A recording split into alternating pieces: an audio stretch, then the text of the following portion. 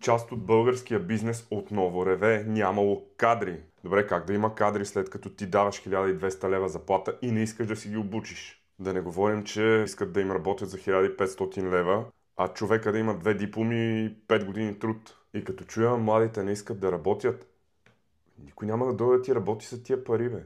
Истината тук е проста. Няма недостиг на кадри. Има недостиг на нормално заплащане. Но какво решават нашите предприемачи в този случай?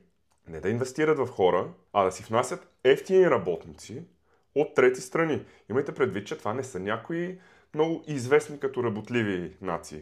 Средна Азия, узбеки, киргизи, Бангладеш, Непал, Индия. Първо не са най-квалифицираните за тази работа, второ не са най-работливите. Ще внесат сума работници, стотици хиляди, а те искат да внесат до 1 милион работници от трети страни. След което ние ще плащаме, ние с вас, ще плащаме сметката за това.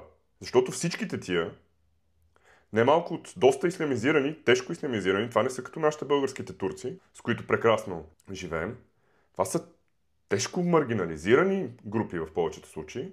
Ние на Запад виждаме прекрасно плодовете на цялата тази свинщина, защото те десетки години го правеха и в момента имат жестоки проблеми с разни коремни хирурзи, които се ръгат с ножленца по улиците, и ревърс инженери, които също така колят, за да видят от какво е направено човешкото тяло.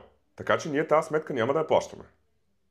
Който не може да се оправи с бизнеса си, без да внася работници, по-добре да фалира. Защото тази сметка след това ни излиза дебело.